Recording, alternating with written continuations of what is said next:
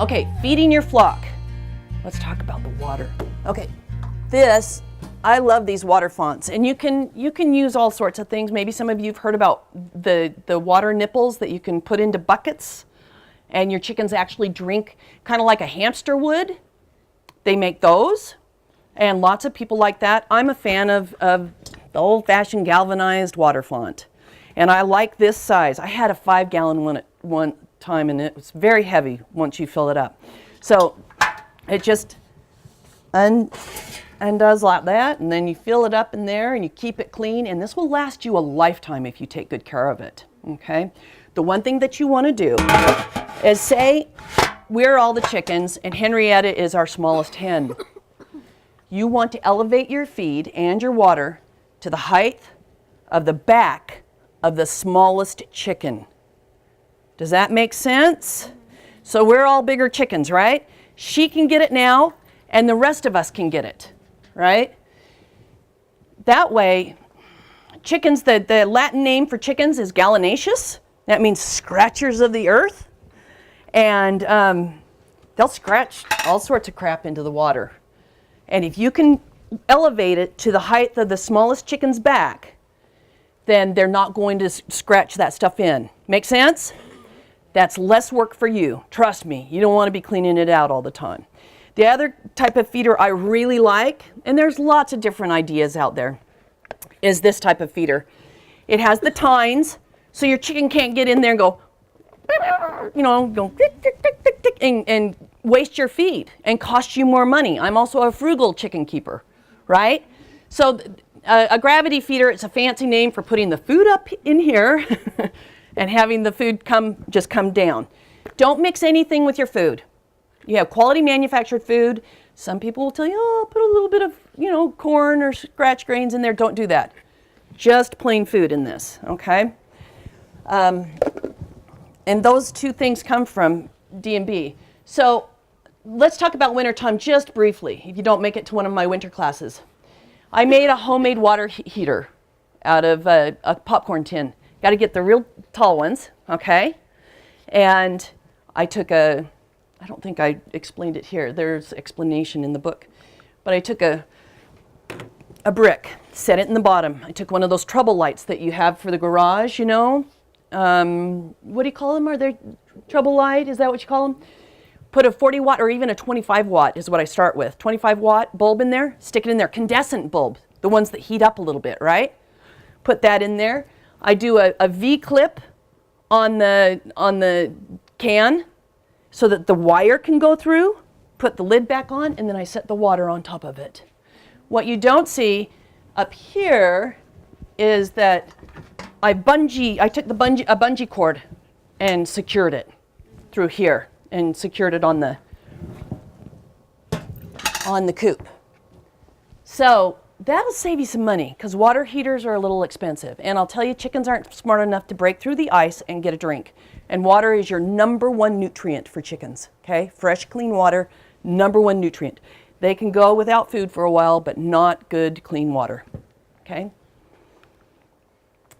Feeder, same thing, I just showed you. Love this. Although Hank, the wayward Lockenfelder, right there, she would roost right here and poop into... That's paint, by the way. We painted the house that year. I promise, and it's still there. She'd poop into this. Oh, man. I either have to move the feeder or I got to figure something out. Cheap and easy solution. The cake top at Costco, those big chocolate cakes? Rock on. We had our solution. These have either a pin or a little thing. You could just put a slice in that cake top and you'd be good to go, right? Okay. Coop or free range. A lot of control in cooping and keeping them in a run. But if you want to free range them and have the entertainment and watch them in your yard, that's a wonderful thing as well. But you got to clean up the poop. So it's all up to you. The one thing I always say though is if you free range them in the summertime, free range them in the wintertime. Let them out in the wintertime. They'll make the decision as to whether they want to go out in the snow or not. Okay. If you're free rangers, the lady I just visited yesterday, she said, yeah, the girls' wings are clipped. And I said, both? She said, yeah, really short. So it's a misnomer when they say clip their wings. It's only one wing you want to clip, okay, if you want to keep them from flying over the fence. And Hank the Wayward Lockenvelder used to be on the fence, on the roof, up in the tree. So I clipped her pretty quickly after. We had to do a search party every night when we'd go close up the chicken coop. So you want to just clip one wing. That just throws them off when they want to fly, okay? It throws them off balance. Otherwise, and there's great information in that little book there. So this is the main reason why we keep the chickens. Here's the meat and potatoes of why it's so good to keep backyard chickens. Those are the Moran's eggs. Aren't they beautiful? And those are the olive eggers. I want one of those chickens. Aren't they beautiful? You just wouldn't find these at the market. Oh, and by the way, okay, 2 things. Yeah, could you imagine handing those across the fence to your neighbors? Here, have some eggs. They'd go, oh my God, what do you mean? No way. So I was teaching a class out in Caldwell, and one of the ladies in the very back said, when you share your eggs, make sure you tell them what to expect. I hope that all of you have had nice fresh eggs, right? Yes? Okay, so you know that a fresh egg just out of the backyard coop is beautiful orange. The yolk and the whites have more integrity. You know, they kind of sit up and say hi and that sort of thing. And ones from the market just don't do that. So make sure you tell them that that's going to happen. This lady said, I shared a dozen eggs with my neighbors in the backyard, and they threw them out after they cracked them open because they thought they were bad. Yeah, I know. Bummer. So here's what you're going to be talking about around the water cooler on Monday when your friends say, what? You're going to get chickens? Why? Well, first you can tell them about the food mile, 1,500 miles, right? And now you can tell them that Mother Earth News and Tufts University did a study a while back, and they found they compared market eggs with backyard chicken eggs. And they took backyard chicken eggs from several different places in the country.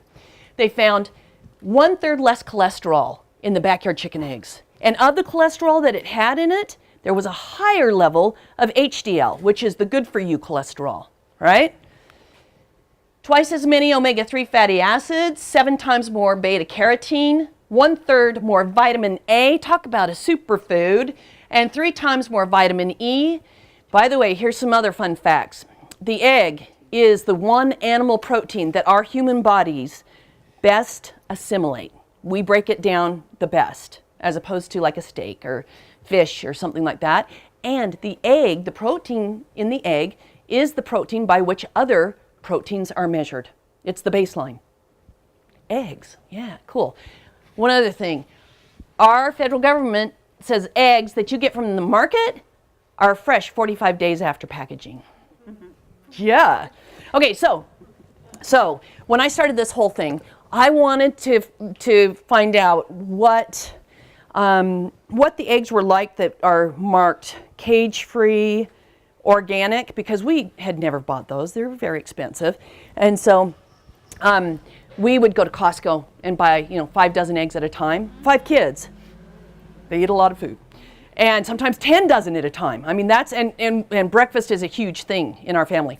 And so I went down to Albertsons, paid them $5 for a dozen eggs, and came home and I cracked my backyard egg, and I cracked one of those organic cage-free chicken eggs, and that's what I got.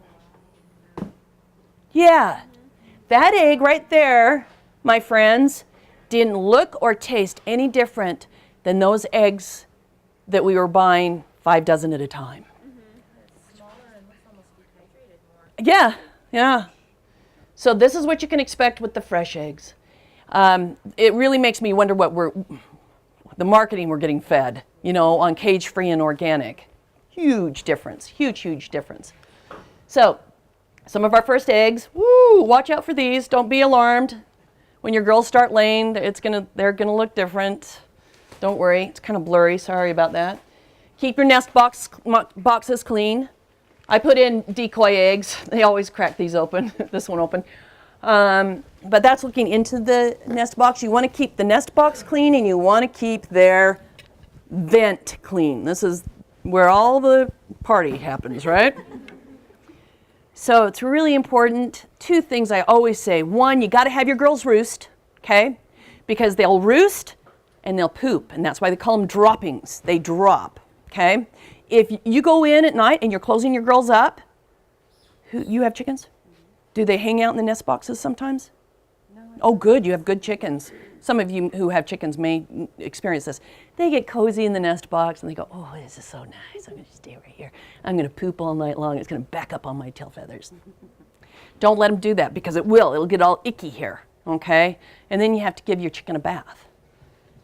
Seriously. They like it. They do. Or you can do what I did. I Peep, the curious. I grabbed her like this, and I put her butt right here. Her head was going that way, and I took some scissors, and I just went, job done. I don't have to give you a bath. And then the next day I went out, and she had gone into a full-on molt.